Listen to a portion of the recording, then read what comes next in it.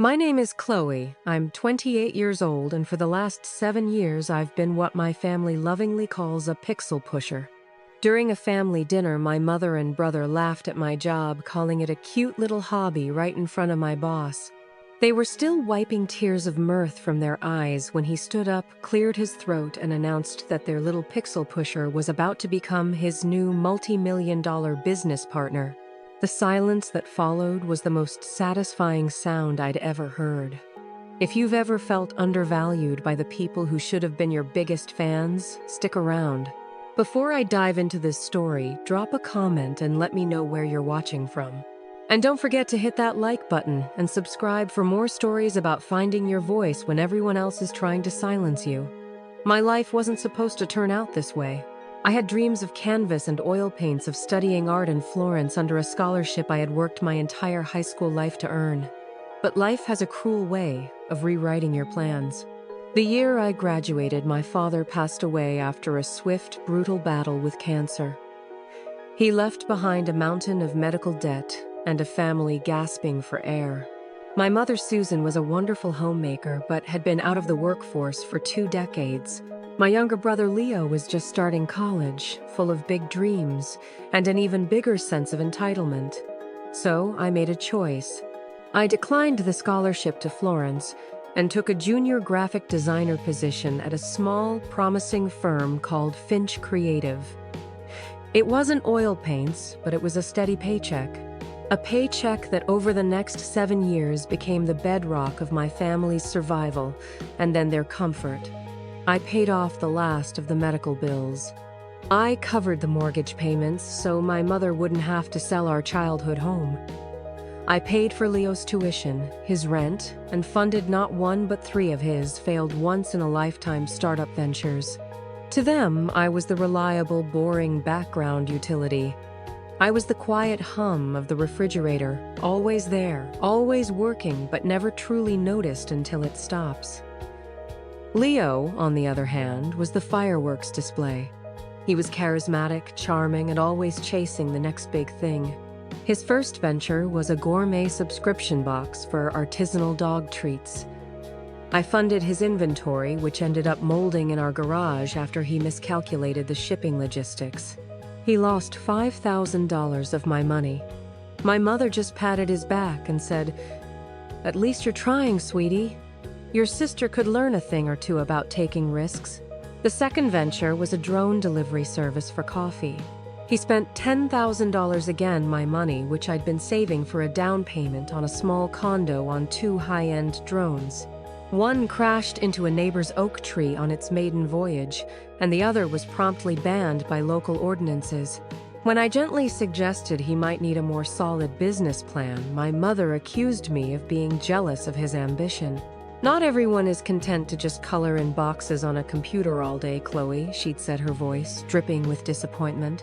My job wasn't just coloring in boxes. I was good at it. Really good. I loved the challenge of taking a client's jumbled idea and turning it into a clean, powerful brand identity. My boss, Mr. Alistair Finch, was a quiet, intense man in his late 50s. He was demanding but fair, and he saw something in me that my own family never did. He gave me challenging projects, trusted my creative instincts, and quietly promoted me year after year. To my family, however, he was just Chloe's little boss, and Finch Creative was just that little office downtown. They had no concept of the scale of our clients or the scope of my work. They just saw the steady paycheck that funded their lives and Leo's fantasies. I existed in this strange limbo, celebrated as a creative force at work from 9 to 5, only to come home and be treated as a glorified ATM with a boring desk job. The disparity was a constant low-grade ache in my chest. I told myself it was for my father. I was keeping the family together just as he would have wanted. But as the years went on, I started to wonder if I was honoring his memory or simply enabling a cycle of disrespect. I thought I could keep juggling these 2 worlds indefinitely, but I had no idea that my family was about to force a collision that would change everything. I just kept my head down and worked, telling myself that my actions spoke louder than their words. But I was about to learn that sometimes you need to find the right words at the right time to make sure everyone is listening. As it often is in my family centered around Leo. He had a new vision, one he claimed was his masterpiece. It was an app that used virtual reality to guide users through yoga sessions in exotic locations. Imagine Mom, he'd pitched to our mother over dinner, his eyes gleaming, downward dog on Mount Everest warrior, 2 on the beaches of Bali. It's wellness meets technology. It's the future. My mother, of course, was completely captivated. She saw a future CEO, a young Mark Zuckerberg in the making. I saw a bottomless money pit. The initial seed money he needed, he announced, was a staggering $50,000. And all eyes, as always, turned to me. I had just received a significant annual bonus, something I had planned to finally selfishly put toward my own future. "I can't, Leo," I said, my voice quiet but firm. "That's my savings." The fallout was immediate. Leo accused me of holding him back, of being too scared to bet on family. My mother was even worse. "Chloe, I don't understand you," she said, her voice laced with the familiar tone of disappointment. "Your brother has this incredible opportunity and you won't even support him. What is that money for anyway?" Another sensible gray couch. The argument simmered for a week. The tension in the house was thick enough to cut with a knife. I felt a constant heavy pressure in my chest. I was the villain, the dream crusher, the unsupportive sister. It was during this Cold War that my mother came up with her brilliant idea. "You know," she said one evening, feigning a casual tone, "that boss of yours, Mr. Finch. He's in business, isn't he? A creative business." I nodded slowly, suspicious of where this was going. "Well, we should have him over for dinner. A nice proper family dinner. It would be a wonderful opportunity for him to meet Leo. Leo could pitch his idea. A man like Mr. Finch probably has connections, investors. It's the least you could do for your brother Chloe. You owe him that much." My blood ran cold. The thought of mixing my two worlds, the one place where I was respected and the one where I was a doormat, was horrifying. I imagined Leo in his over-the-top slick salesman persona trying to pitch his half-baked VR yoga app to the quiet, serious Mr. Finch. It was a recipe for disaster and deep personal humiliation. "Mom, no. That's a terrible idea. Mr. Finch is a very private person.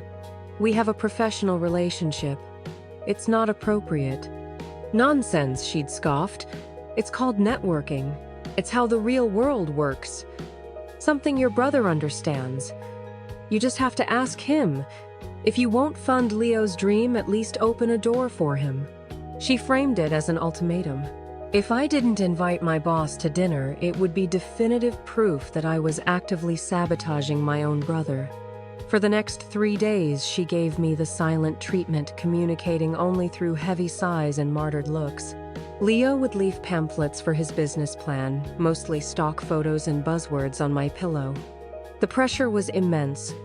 Finally worn down and exhausted, I relented. I approached Miss Finch's office with a sense of impending doom. "Mr. Finch," I began, my hands clammy. "This is a bit of an unusual request, and please feel free to say no, but my mother has insisted I invite you to a family dinner this Saturday."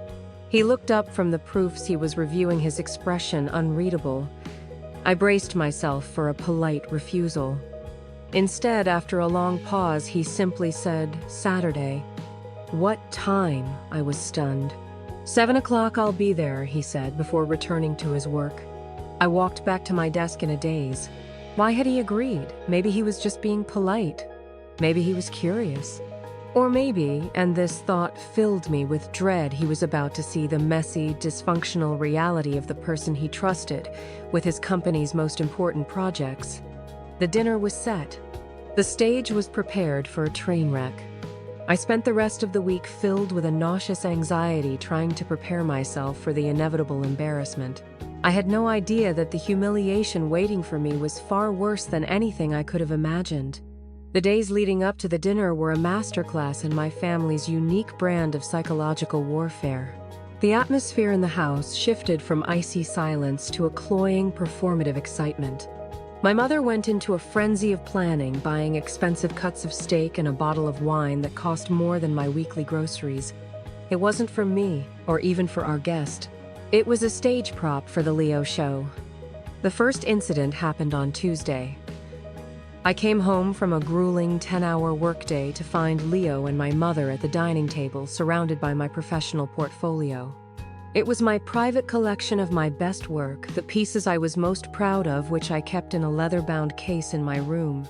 Leo was pointing at the logo I had designed for a major international airline, a project that had won us the agency's biggest contract to date. "See, Mom, it's simple," Leo was saying, gesturing dismissively. "A couple of lines, a swoosh. I could whip this up in an afternoon." "I just don't see what's so special about it," my mother agreed, squinting at the page. "It seems plain." I stood in the doorway, my heart sinking. They hadn't asked to see it. They had gone into my room and taken it. They weren't trying to understand my work. They were dissecting it, diminishing it to build Leo up. It was their way of reassuring themselves that his unproven genius was superior to my tangible, award-winning success. "That's my private portfolio," I said, my voice tight. My mother looked up, startled but not apologetic. "Oh, Chloe, don't be so dramatic. We were just looking." Leo was explaining how this design stuff actually works. "It's good for me to understand what you do in that little office all day." The subtext was clear. My work was so trivial that even Leo, with no design experience, could explain it. The second incident was even more blatant. On Thursday, I received an email from the American Design Institute. I had won a Silver Quill, a prestigious national award for a branding campaign I had spearheaded for a nonprofit. I was ecstatic. It was a huge honor, a validation of years of hard work. I came home that evening, clutching the notification letter, a genuine smile on my face for the first time in weeks. "I have some great news," I announced at the dinner table. "I won a Silver Quill Award for the Shelter and Soul campaign." Leo glanced up from his phone. "Oh, what a Silver Quill. It's a national design award." My mother offered a weak, distracted smile. "Oh, that's nice, dear. Like a little trophy for your hobby." She then immediately turned to Leo. "Leo, honey, did you remember to follow up with that contact from the tech incubator?" My moment of triumph, my professional achievement, was reduced to a hobby award and dismissed in less than 10 seconds. It was as if I had announced I'd won a blue ribbon at a county fair bake-off. The sting of it was sharp and painful. I quietly folded the letter and put it in my pocket, the joy completely extinguished. It was my colleague Sarah who provided the external perspective I so desperately needed. We were having coffee the next day, and she could tell something was wrong. I was usually laser-focused, but that day my mind was foggy with resentment. "You okay, Chloe?" she asked, her kind eyes full of concern. "You seem a million miles away." I found myself pouring out the whole story, the constant financial demands, the dismissal of my career, the upcoming horror show of a dinner party. I expected sympathy, but what she gave me was a dose of hard truth. "Chloe," she said, leaning forward, "I've worked with you for 5 years. You are the most talented designer at our firm. You are the reason we landed the Sterling Automotive account. You are the reason Mr. Finch can take a vacation without worrying the whole place will fall apart. You are a creative powerhouse." She paused, letting her words sink in. "Why do you let them treat you like you're nothing? It's not just unfair. It's destructive. They're not just taking your money, they're taking your sense of self-worth. You know, Mr. Finch sees you as an equal right. Why can't you see that for yourself?" Her words hit me like a physical blow because they were true. I had allowed their narrative to become my reality. I had worked so hard to earn respect in my professional life, yet I demanded none of it in my personal life. Sarah's validation was a lifeline. It reminded me that the world outside my family's 4 walls saw me differently. It gave me a sliver of the strength I would need for the coming Saturday. The final escalation happened the night before the dinner. I overheard my mother on the phone with my aunt. Her voice was hushed but excited. "Yes, Chloe's boss is coming over. Alistair Finch. I looked him up. The company is quite successful." Oh, this is our chance.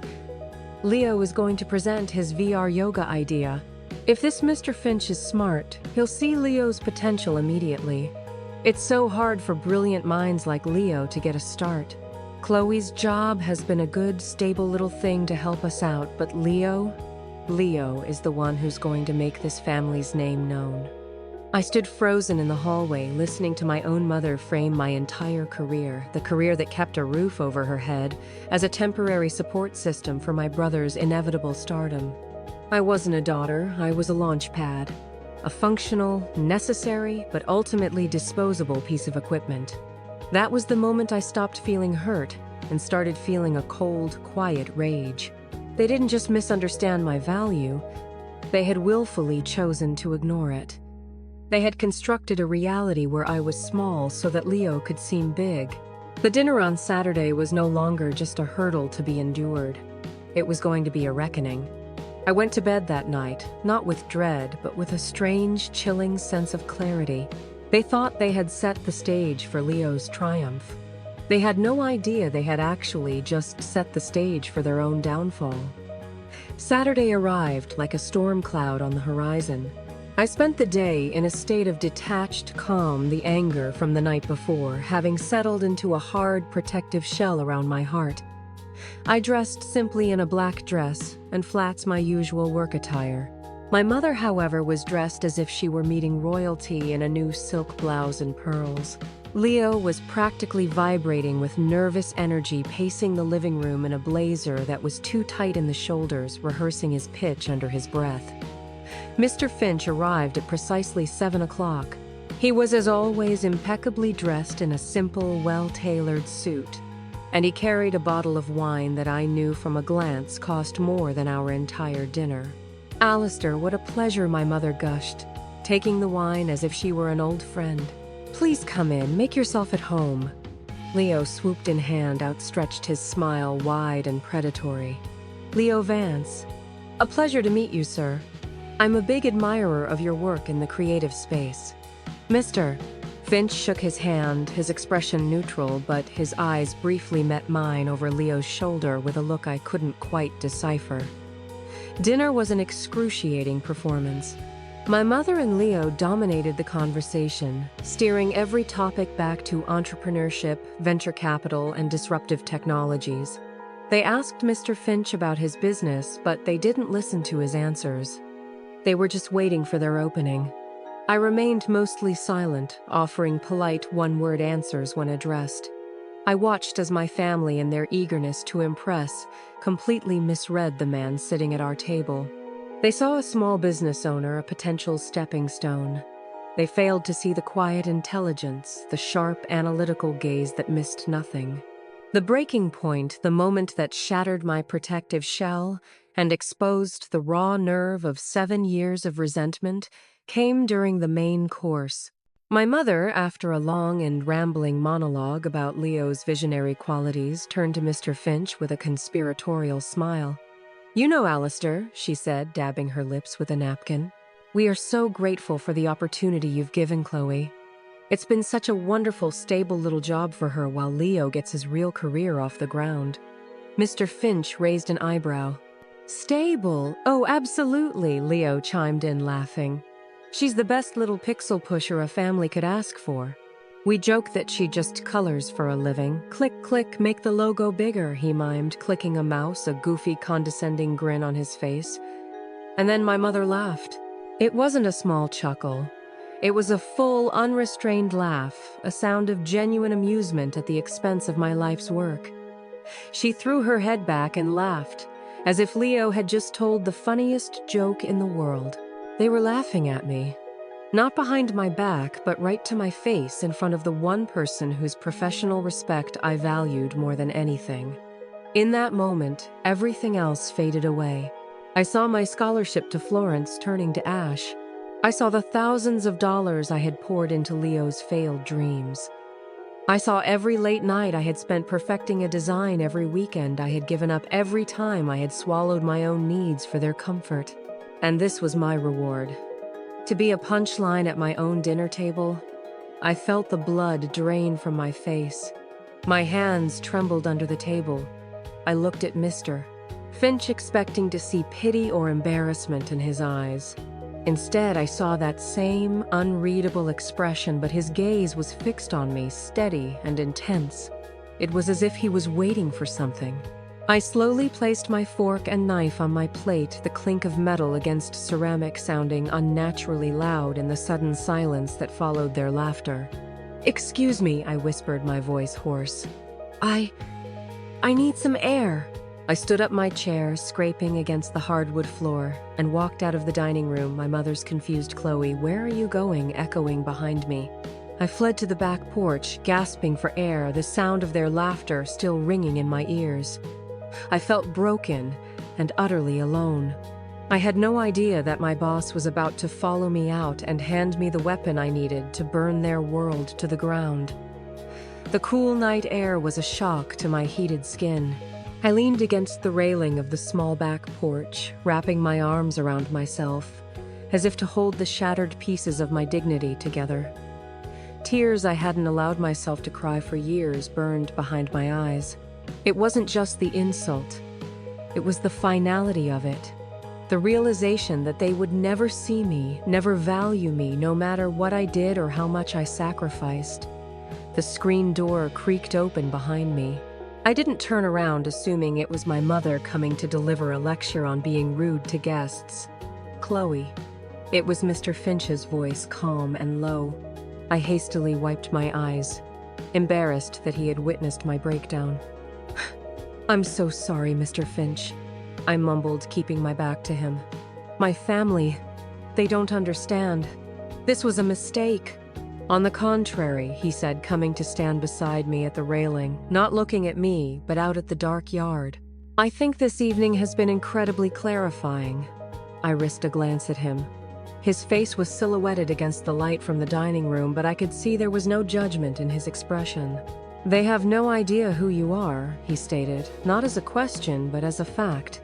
"They see the support system, but they are completely blind to the pillar holding it up." I let out a shaky, humorless laugh. "You have no idea." "I think I do," he said, finally turning to face me. "I've had a front row seat for 7 years. I saw the junior designer who stayed until midnight to perfect a presentation because she knew it could be better. I saw the team lead who took the blame for an intern's mistake to protect the kid's confidence. I've seen the woman who single-handedly conceptualized and executed the Sterling Automotive global rebranding campaign, a campaign that added a documented $70 million to their bottom line and put our firm on the international map. I stared at him, speechless. He had never spoken to me like this before, so directly, with such unequivocal praise. "Chloe," he said, his voice dropping slightly, "Finch Creative is not a little office downtown. We have a staff of 50 with branches in London and Tokyo. Our annual billing is in the 9-figure range. And the creative engine driving all of that is you." The words hung in the cool night air, seeming to shimmer with a truth I had never dared to acknowledge. "I didn't agree to come here tonight for your brother's ridiculous VR yoga pitch," he continued, a faint, wry smile touching his lips for the first time. "I came here for you. I've been meaning to have a conversation with you for a few weeks now, and this seemed an opportune moment to understand the full context of your situation." He paused, his gaze steady and serious. "I'm 58 years old, Chloe. I'm tired. I want to spend more time on my boat and less time in boardrooms. For 2 years, I have been searching for a succession plan. Not just a CEO, but a creative heir.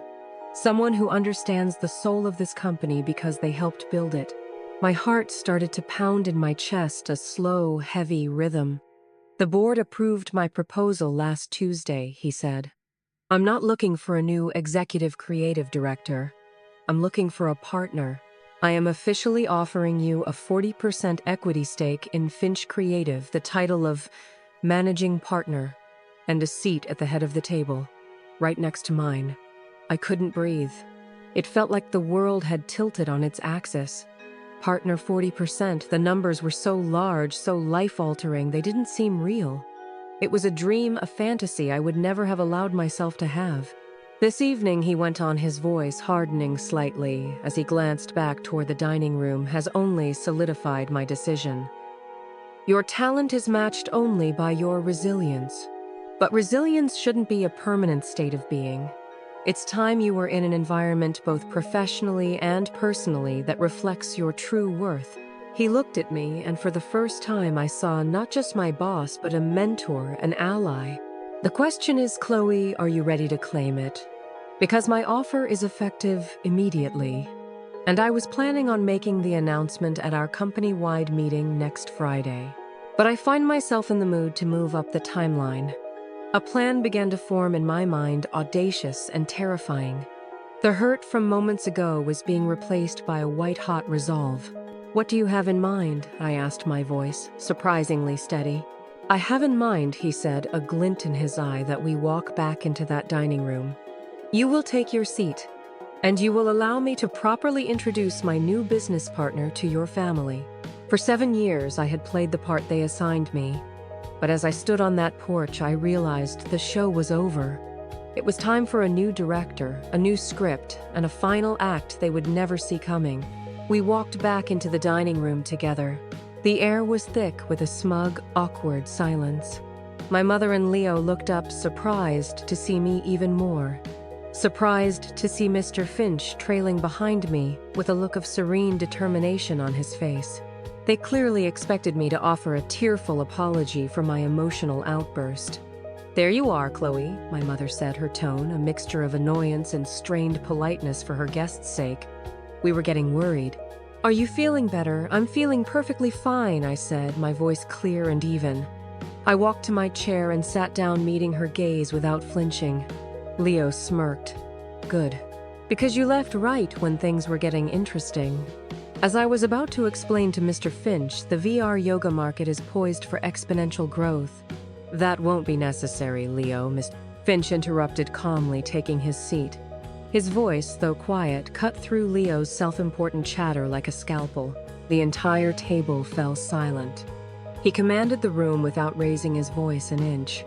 He placed his hands on the table, folded them neatly, and looked first at my mother, then at Leo. Susan, Leo, I believe there has been a fundamental misunderstanding here tonight. And I feel, as Chloe's colleague, that it's my responsibility to clear it up. My mother shifted uncomfortably in her seat. A misunderstanding? I don't think so. We were just having a bit of fun. Were you, Mr. Finch replied, his voice still placid but with an underlying edge of steel. Because from my perspective, you were belittling the single most valuable asset my company possesses. Leo let out a short, incredulous laugh. Chloe, look, no offense, sis, but you're a designer. A good one, I'm sure. But we're talking about business, about vision. Yes, let's talk about business, Mr. Finch said, turning his full attention to Leo. Finch Creative, the little office you referred to, billed just over $120 million last year. Our clients include Sterling Automotive, Luxair International, and the entire portfolio of Omni hotels worldwide. We are not a little anything. You could have heard a pin drop. My mother's jaw went slack, her carefully applied lipstick suddenly looking garish against her pale skin.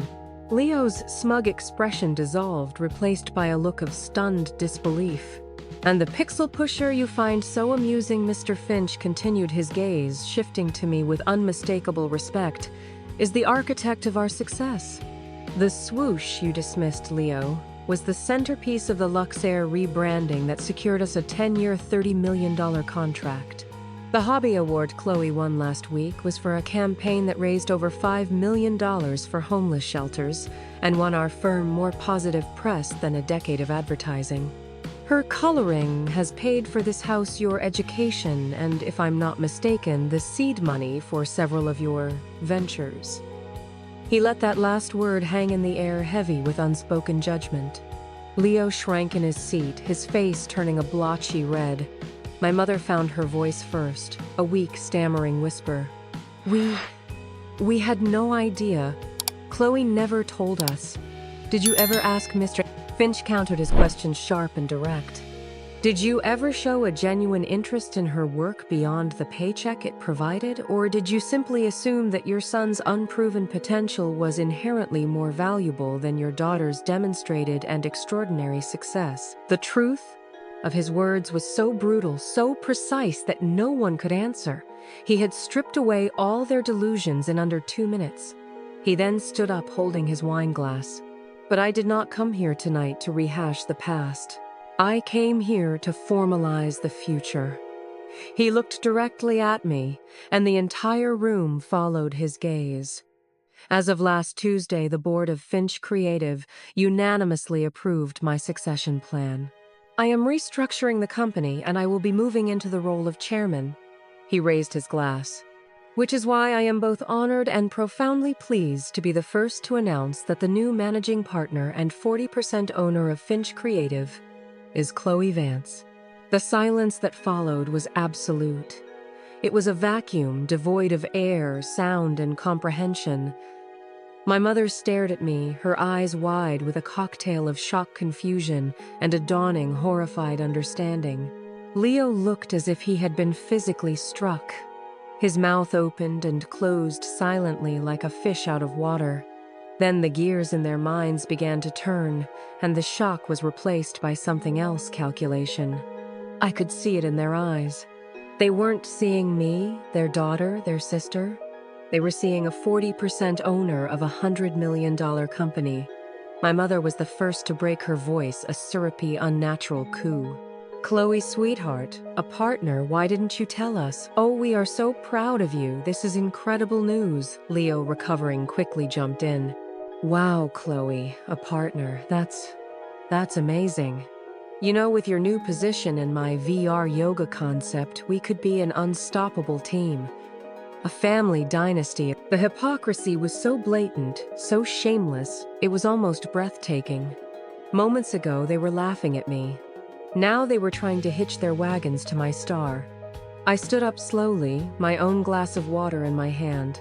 I looked at my mother, then my brother, and for the first time I felt no anger, only a profound, sad clarity.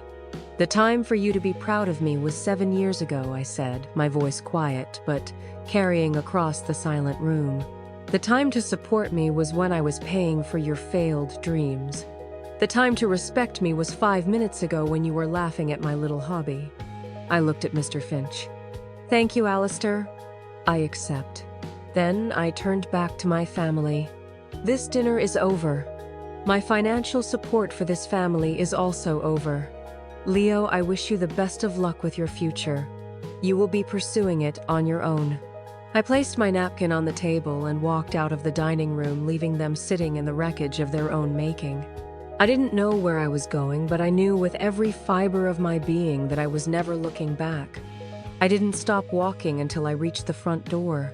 I could hear my mother's frantic, high-pitched calls behind me. Chloe, wait, let's talk about this, but I didn't slow down.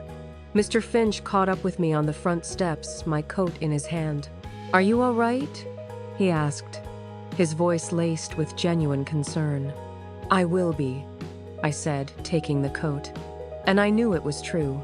A profound sense of lightness was spreading through my chest, as if a physical weight I'd been carrying for years had just been lifted. Thank you, Alistair. For everything. You earned it, Chloe. All of it, he said. He gave me a brief fatherly pat on the shoulder. Go home, get some rest. We'll start changing the world on Monday. I'll see myself out. He walked back inside to face the chaos, and I got into my car. But I didn't go home. The house I had just left wasn't my home anymore. It was their house, a monument to a life of sacrifice that I was no longer willing to live. Instead, I drove to Sarah's apartment. I texted her on the way, code red. Can I crash on your couch? Her reply was instantaneous. Couch is already made up. Wine is breathing. Come over now. As I told Sarah the entire story from the laughter to the partnership announcement, I didn't cry. I felt a strange, exhilarating sense of detachment.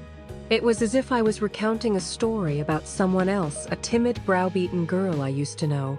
With every word, I shed more of that old skin. My phone started buzzing around midnight. The first text was from my mother, I don't know what got into you tonight. You embarrassed us all. We need to talk immediately." It was so lacking in self-awareness it was almost comical. She still saw me as the problem. The second text was from Leo. "Hey, so, I was thinking, 40% is a lot. You're gonna need a portfolio manager. I could totally do that for you. We should talk business. For real this time." The audacity was staggering. He wasn't apologizing. He was applying for a job. I didn't reply to either of them. I turned my phone on silent, curled up on Sarah's comfortable couch with a blanket that smelled of lavender, and for the first time in 7 years, I slept without the heavy weight of my family's expectations crushing me. The next day, I found a short-term furnished apartment online and signed the lease within an hour. That afternoon, with Sarah as my backup, I went back to the house to pack. My mother and Leo were there, their demeanor, a strange mix of resentful and desperate. They tried to talk to me to work things out, but their words were all about what my new position could do for them. "Think of the stability this brings, the family, Chloe," my mother pleaded. "I have been thinking of this family's stability for 7 years," I replied, calmly taping up a box of books. "Now I'm thinking of my own." I packed only what was truly mine, my clothes, my books, my art supplies, and my portfolio. As I left, I placed a check on the kitchen counter, enough for 1 month's mortgage. A final clean break. That first week in my own space was a revelation. It was quiet, it was clean, it was mine. I could work late without feeling guilty, eat cereal for dinner without judgment, and sketch in my notepad for hours without being told I was wasting time. The silence wasn't empty, it was peaceful. It was the sound of freedom. The constant, low-level anxiety that had been my companion for years began to recede, replaced by a quiet, hopeful excitement for what came next. I thought the worst was over, but I soon received a letter from an attorney. My family wasn't just going to let me go. They were preparing for one last, desperate fight. 8 months later, I stood on the 30th floor of a gleaming glass tower downtown, the scent of fresh paint and new beginnings hanging in the air. Below me, the city sprawled out like a circuit board, vibrant and pulsing with energy. This was the empty shell of what would soon be the new headquarters of Finch and Vance Creative, my new professional home. The letter from my mother's attorney had, as expected, been nothing more than a desperate final gasp. It was filled with flimsy legal jargon about a moral and familial obligation to provide financial support, a laughable argument coming from people who saw morality as a one-way street. A single, exquisitely sharp letter from Alistair's corporate legal team, which calmly outlined the potential for a countersuit based on years of documented financial exploitation, put an immediate and permanent end to their demands. They never tried again. The 8 months that followed were a whirlwind, a breathless and exhilarating blur of work discovery and personal reinvention. My new title, Managing Partner and Chief Creative Officer, wasn't just a name on a business card. It was a mandate. My first official act wasn't to redecorate my corner office, though I did with a vengeance, but to completely overhaul our internship and junior designer program. I remembered with a visceral ache the feeling of being young, talented, but utterly invisible. I designed a mentorship program that paired our senior creatives with new hires, ensuring that every young talent had a dedicated champion, someone to guide them, challenge them, and most importantly, see them. One of our new junior designers, a bright-eyed young woman named Amelia, who reminded me so much of my younger self, came to my office one afternoon, her portfolio clutched in nervous hands. She had a brilliant concept for a new client, but was afraid it was too out there. I spent an hour with her, not telling her what to do, but asking her questions that helped her find the confidence in her own bold idea. As she left my office, her shoulders squared and a determined smile on her face, I felt a satisfaction deeper than any design award. I wasn't just creating brands anymore. I was helping to build careers. I was becoming the mentor I never had. The work itself was on a scale I had only dreamed of. My first major undertaking as a partner was to lead the pitch for the branding of the 2028 Los Angeles Olympic bid. It was a monumental task, a global competition against the biggest agencies in the world. For 3 months, I lived and breathed the Olympics. I led my team through sleepless nights fueled by coffee and a shared electrifying passion. I flew to Lausanne, Switzerland, to present our concept to the International Olympic Committee myself. I stood in a cavernous, intimidating boardroom facing a panel of stone-faced executives from a dozen different countries, and I told them a story. Not about logos and color palettes, but about human potential, about a city of dreams, about the fire that connects us all. 2 weeks later, we got the call. We had won. The celebration in our office was euphoric, but for me, the victory was intensely personal. As I stood on the balcony of our new half-finished headquarters looking out at the city, I thought of that dinner table. I thought of my brother's mocking voice, "Click, click, make the logo bigger," and I smiled. My clicking was now going to be seen by billions of people around the globe. My personal life underwent a similar tectonic shift. I moved from the soulless temporary rental into a spacious, light-filled loft in the city's historic arts district. It had high ceilings, exposed brick walls, and massive industrial windows that flooded the space with morning sunday. For the first time, I had a home that felt like an extension of my soul. I filled it not with sensible gray couches, but with vintage furniture I found at flea markets, shelves overflowing with art history books, and, most importantly, canvases. One Saturday morning, I found myself in an art supply store, the familiar sharp scent of turpentine and linseed oil filling my lungs like a long-lost memory. I bought a set of oil paints, brushes, and a large, intimidatingly blank canvas. That afternoon, I put on some music, poured a glass of wine, and I painted. It was clumsy at first, my muscles unsure after so many years of disuse. But then something clicked. The world fell away, and it was just me, the colors, and the rough texture of the canvas. I wasn't painting for a client or a grade or a scholarship. I was painting for me. A piece of my original dream, the dream of Florence, was being reclaimed, not as a career, but as a vital part of my own identity. My chosen family rallied around me. Sarah was a constant presence, her laughter echoing in my new loft during our weekly bad movie nights. Alistair and his wife Eleanor had adopted me into their circle, inviting me for quiet Sunday brunches at their home in the countryside, where conversations revolved around art and travel, not business plans and profit margins.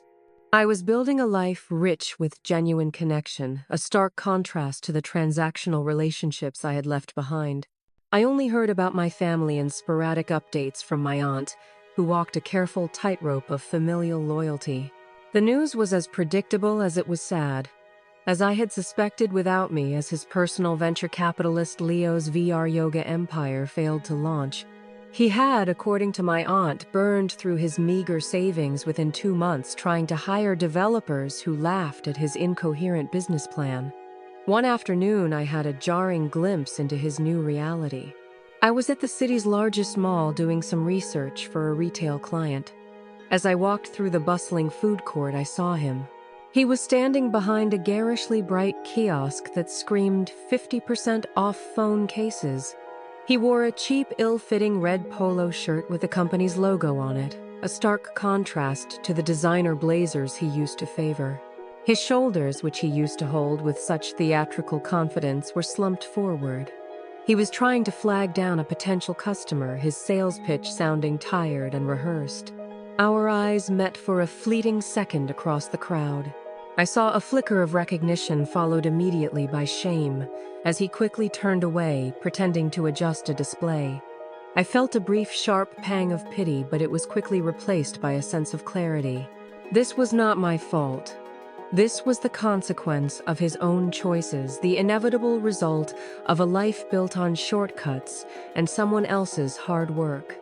My mother's situation was a quieter, slower decline. My aunt told me she had been forced to take a part-time job as a receptionist at a dental office to make ends meet. The grand house, once her stage, was now a financial anchor dragging her down. The life of leisurely lunches and social clubs she had taken for granted had vanished. Then one rainy Tuesday evening, my phone rang. It was her. It was the first time she had called me in nearly 8 months. Her voice was hesitant, stripped of its usual commanding tone.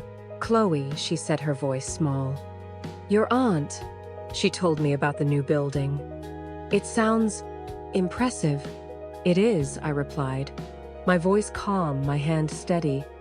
There was no tremor of old fear or resentment. "The team is very excited." A heavy silence stretched between us, filled with the unspoken weight of everything that had happened.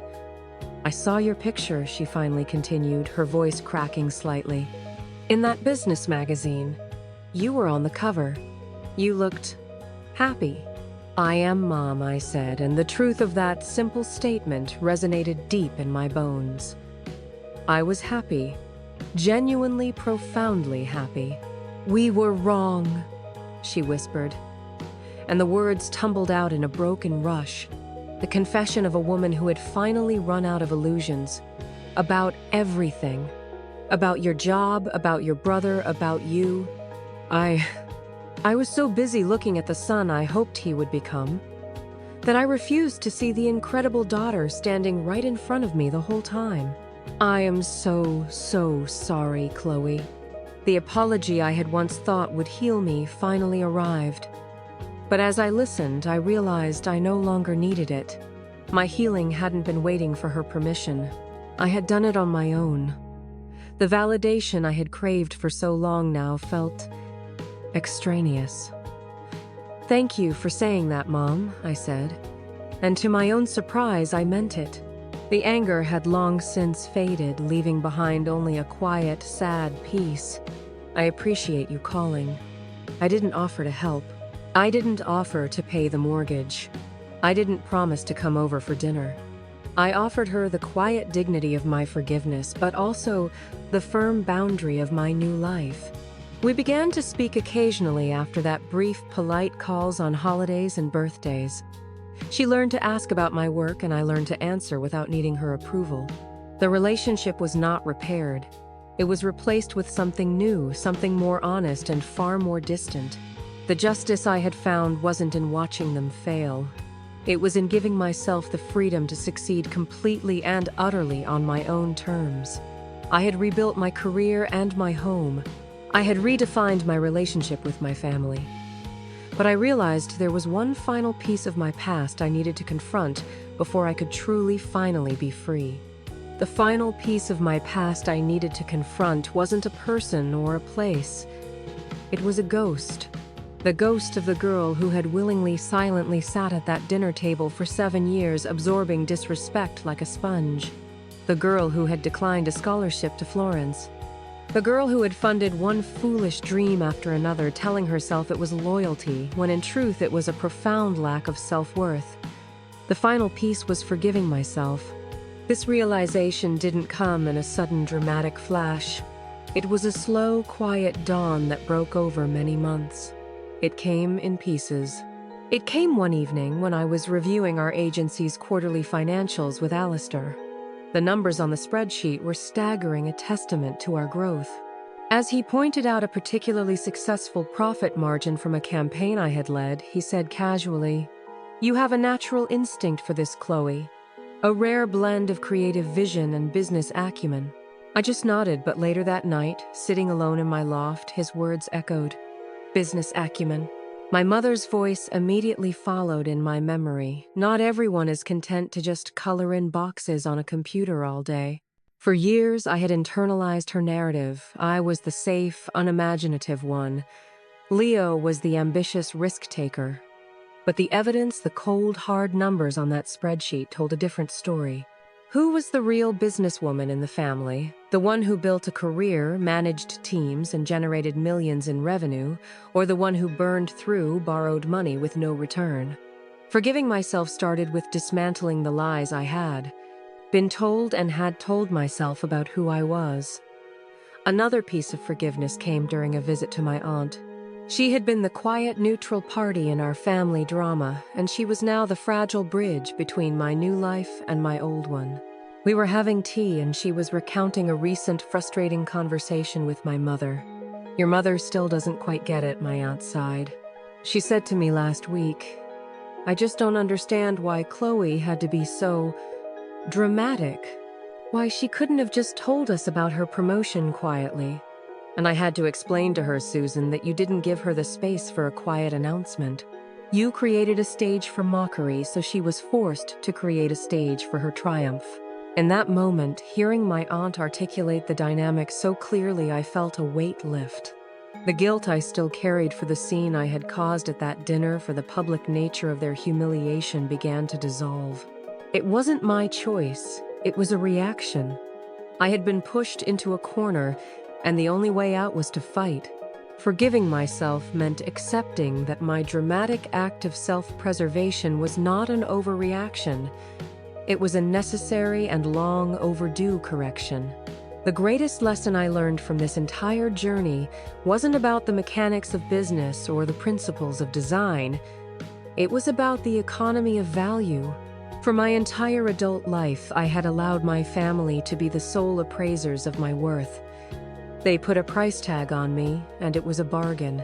They labeled me dependable, stable, and supportive, adjectives you'd use for a reliable car or a sturdy piece of furniture.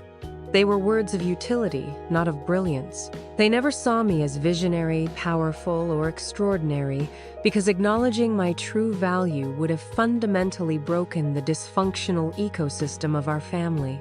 Their world required me to be small so Leo could have the space to seem big. It required my success to be quiet and modest so his loud failures wouldn't seem so catastrophic.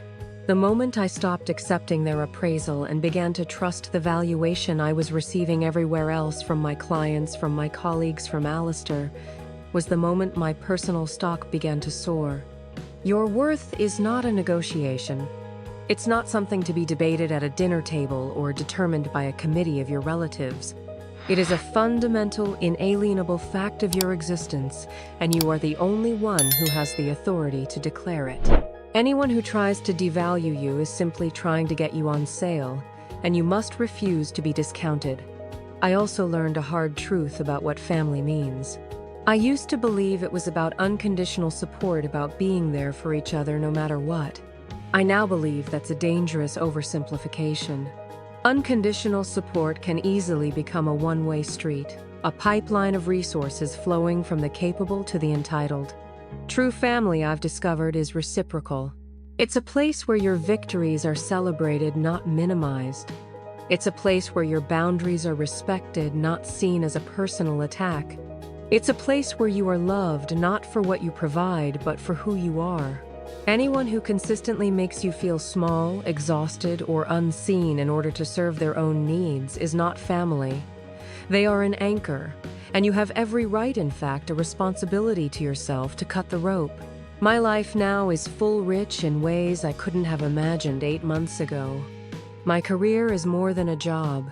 It's a platform for me to create and to empower others to create. My home is more than a collection of walls. It's a sanctuary where I can be completely unapologetically myself.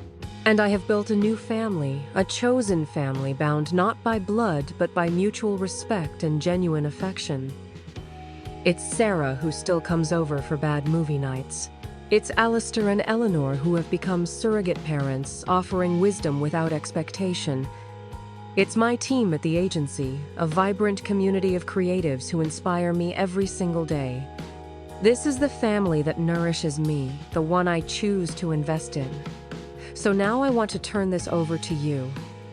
This community we are building right here.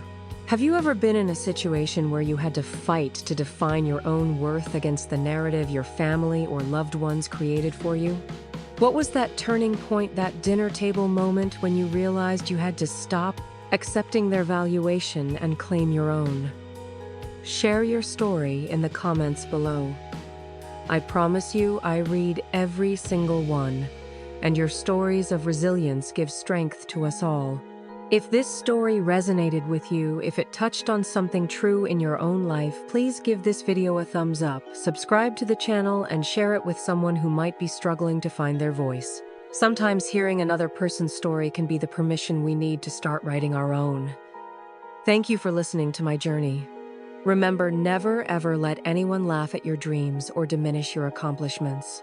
You are the architect of your own life, the CEO of your own worth. Go out there and build your empire, and don't you dare let anyone tell you it's just a little hobby.